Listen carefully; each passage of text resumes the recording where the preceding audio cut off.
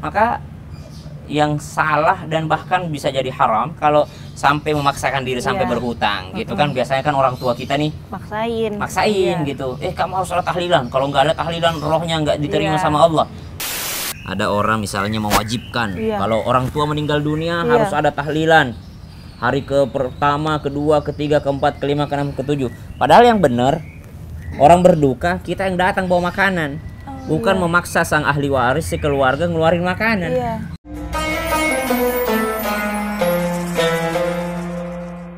Kemarin kan kita bisa ngadain acara 7 bulanan tuh. Nah terus ramai banget. Ada foto-fotonya nih. Iya makanya. Acara kemarin. Ramai banget yang DM-in aku. Tentang apa? Tentang 7 bulanan ini sebenarnya tuh boleh nggak sih ada acara syukuran 7 bulanan kayak gitu?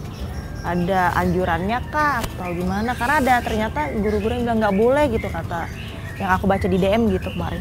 Jadi kalau bahasa 7 bulanan atau 4 bulanan atau 1 bulanan, 2 bulanan sekalipun itu kan namanya tasyakuran. Tasyakur itu bukan bersyukur. Tasyakur itu adalah melatih diri untuk bersyukur. Belajar bersyukur. Ada orang belajar bersyukur dengan cara berzikir alhamdulillah, alhamdulillah, alhamdulillah. Ada orang belajar bersyukur gitu. Ada orang belajar bersyukur dengan cara lan tanalul birra hatta tunfiqu mimma tuhibbun. Engkau tidak akan pernah mencapai kebahagiaan sebelum engkau yakni menyedekahkan atau menafkahkan, memberikan apa yang engkau cintai. Cara dia belajar bersyukur. Ada orang cara bersyukurnya manggil orang buat makan-makan. Jadi momen 4 bulan, 7 bulan itu namanya belajar bersyukur. Ya, bentuk saya bersyukur kepada Allah karena Allah menitipkan saya janin di dalam perut saya sampai berumur 4 bulan, di mana umur 4 bulan itu Allah tiupkan ruh kepadanya. Jadi saya bersyukur pada momen tersebut. Saya tasyakuran belajar bersyukur di momen ketika Allah sudah menyempurnakan bentuknya di usia 7 bulan. Ya kalau udah lahir, insya Allah dia udah hidup gitu ya. Maksudnya dia udah manusia, walaupun prematur gitu. Jadi itu adalah bentuk bersyukur kepada Allah Subhanahu wa taala. Ya masing-masing budaya beda. Ada yang dengan cara bersedekah, ada yang dengan cara banyak berzikir, ada dengan cara banyak yakni ada misalnya mengadakan acara lalu manggil orang makan. Itu kan bentuk syukur. Di dalamnya ada apa sih? Kalau kita mau lihat dulu nih. Kenapa mesti ada larangan? Padahal di dalamnya ada apa? Acara tasyakuran itu ada apa di dalamnya? Kalau kita kemarin kan ada baca Quran, kemudian ada sambutan dari kita, menyampaikan kabar bahagia, mengumumkan, kemudian ada tausiah daripada guru-guru kita, nasihat agama. Ya, padahal anjuran ketika di dalam rumah jangan jadikan rumahmu seperti kuburan, isilah dengan mempelajari kitab-kitab Allah dalamnya.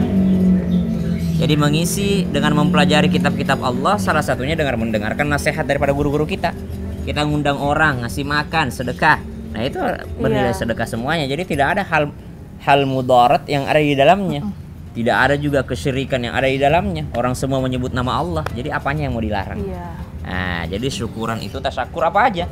Tasyakur mobil baru misalnya, atau tasyakur rumah baru, tasyakuran kehamilan, tasyakuran akikahan. Pada akikah itu kan hanya sekedar menyembelih 2 ekor kambing bagi laki-laki, memberi nama, menyembelih 1 ekor kambing bagi perempuan. Tapi kok kenapa ada acaranya segala macam? Ya karena kita tasyakur, ngasih makan ke orang.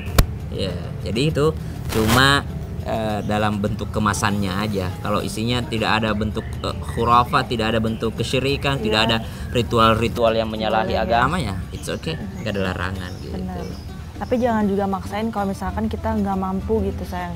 Nah itu yang haram lagi hukumnya. Kalau itu sudah seperti itu maka haram. Ada orang misalnya mewajibkan kalau orang tua meninggal dunia harus ada tahlilan hari ke pertama, kedua, ketiga, keempat, kelima, keenam, ketujuh. Padahal yang benar orang berduka kita yang datang bawa makanan, bukan memaksa sang ahli waris si keluarga ngeluarin makanan. Kan belum tentu orang yang ditinggalkan adalah orang yang mampu. Jadi kita datang bawa makanan, berempati, bersimpati kepada mereka, menunjukkan bela sungkawa. Maka yang salah dan bahkan bisa jadi haram kalau sampai memaksakan diri sampai berhutang gitu kan. Biasanya kan orang tua kita nih maksain gitu, kamu harus ada tahlilan, kalau nggak ada tahlilan rohnya nggak diterima sama Allah. Kamu harus tasyakuran, nanti anaknya kenapa kalau nggak ada tasyakurannya. dan tasyakurannya harus mewah, harus ini, harus ini. Nah, itu salah. Salah. Maka dia dikategorikan memaksakan diri. Kata Al-Qur'an, ya bani Adamah khudhu zinatakum 'inda kulli masjidin wa kulu washrabu wa la tusrifu innahu la yuhibbul musrifin. Wahai anak cucu Adam, ambil pakaian terbaikmu untuk beribadah ketika engkau hendak ke masjid, dan makan serta minumlah, lakin la tusrifu, tetapi jangan berlebih-lebihan. Karena Allah nggak suka juga yang berlebih-lebihan. Misal pernikahan, tasyakuran nikah, tasyakuran walimah, resepsi pernikahan. Banyak orang mempersulit pernikahan karena mau pesta yang mewah. Padahal nikah itu simple. Mahar seberapa pun, cincin besi sebagai mahar boleh. Ya. Cari yang manfaat, cari yang berharga. Jangan karena ada seperangkat alat sholat, seperangkat alat sholat nggak bisa dijual, ya, nggak laku. Paling bagus emas, ya, emas. Ya cukup mungkin berapa juta, ya, untuk persiapan. Bahkan ratusan ribu sudah cukup. Karena inti pada pernikahan itu ya saya terima nikahnya si Fulana binti Fulan dengan mahar tersebut tunai, selesai. Ya ada saksi, ada wali, ya, kemudian ada mempelai, selesai. Bukan masalah mewahnya harus pakai gedung. Kenapa ditunda pernikahannya? Nggak dapat jadwal gedung. Jangan tunda pernikahannya, resepsinya aja yang ditunda. Iya, karena itu gengsi juga biasanya. Itu gengsi, ya. Nah itu yang menghancurkan. Walladzina idza anfaqu lam yusrifu wa lam yaqturu wa kana baina dzalika qawama. Ya, orang beriman itu, hamba Allah yang terpilih itu, ketika mereka mengeluarkan hartanya, mereka tidak boros, tidak berlebih-lebihan, lakin tidak juga ya qaturu, tidak terlalu pelit juga. Karena ada juga orang pelit banget. Iya, benar-benar. Wa kana baina dzalika qawama, sederhana saja, sederhana, sesuai dengan kemampuan. Terus ada nggak sayang doa pas kita lagi tasyakuran tuh sebenarnya ada doa yang harus dipanjatkan nggak gitu, doa khususnya? Doa yang bagus dipanjatkan ketika orang tasyakuran. Bersyukur dengan lisan, memperbanyak baca alhamdulillah. Bersyukur dengan hati, meyakini bahwa ini semua adalah dari Allah dan akan kembali kepada Allah. Serta bersyukur dengan perbuatan, yakni segala nikmat yang Allah berikan gunakan dalam kebaikan, jangan gunakan dalam keburukan atau kemaksiatan. Maka itu adalah bentuk bersyukur. Doa yang dipanjatkan, segala doa baik untuk dipanjatkan. Maka kalau orang berkumpul, orang habis kasih makan orang, kasih bahagia orang, habis acara tasyakuran orang berbahagia semuanya, itu doa apapun baik untuk kita panjatkan. Tapi kalau saya paling baik itu adalah khataman Quran.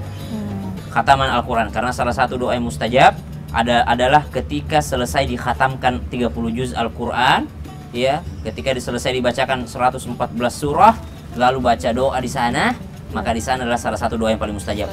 Makanya kalau ngumpul jangan sekedar ngumpul nongkrong-nongkrong doang, ngumpul makan-makan doang, ya, isi di dalamnya dengan menyebut-nyebut Rasulullah, isi di dalamnya dengan khataman Al-Quran. Setelah khataman Quran, memanjatkan doa kepada Allah, doa beramai-ramai. Jadi saran kita kalau ada acara seperti itu ya bagikan Quran tuh, kan ada Quran per juz tuh. Nah ini baca juz satu ya, satu orang juz itu. Apalagi kalau panggilnya anak hafid. Makanya kalau kondangan atau tasyakuran itu jangan cuma pejabat-pejabat aja yang diundang, jangan cuma, tapi undang juga orang-orang warga-warga sekitar, ya. Karena niat kita adalah bersedekah. Jadi undang orang-orang alim, para ulama diundang, karena doa mereka doa yang didengar oleh Allah Subhanahu wa taala, diijabah oleh Allah. Nah, terus nih berarti kalau ngadain tasyakuran gitu sebenarnya ada dalilnya nggak sayang untuk mengadakan si tasyakuran ini? Iya. Dan ya atas nikmat Allah maka sebut-sebutlah. Fabidzalika falyafrahu, ya. Atas nikmat Allah maka bergembiralah dengannya. Gembira itu kan banyak ekspresinya. Ekspresi bergembira ada orang dengan jalan-jalan, ada orang bergembira dengan cara berbagi, ya ada orang bergembira dengan cara bikin acara. Jadi fabi ni'matillahi fabidzalika falyafrahu. Karena nikmat Allah maka engkau bergembiralah. Gembiralah kan banyak ininya. Secara umum Allah cuma katakan bergembiralah. Kemudian dalil yang kedua dalam surah Ad-Duha, wa amma bi ni'mati rabbika fahaddits. Dan atas nikmat Allah sebut-sebutlah nikmat Allah. Kan nggak mungkin kita datengin satu-satu rumahnya. Udah 7 bulan loh, udah 9 bulan loh, udah 4 bulan. Mending kita bikin satu acara, lalu kita kumpulkan, lalu kita umumkan untuk minta didoakan, untuk minta doa keselamatan gitu. Ya tasyakuran itu hanyalah salah satu bentuk ekspresi kegembiraan yang mana atas nikmat Allah kita memang diminta oleh Allah Subhanahu wa taala falyafrahu. Atas nikmat Allah hendaklah kalian bergembira atasnya gitu. Udah maghrib nih, buka puasa nih. Terus siapin bukaan nih. Kamu siapin apa hari ini? apa ya? Makan kurma aja deh yang gampang. Itu kan, males banget. Ya udah nggak apa-apa.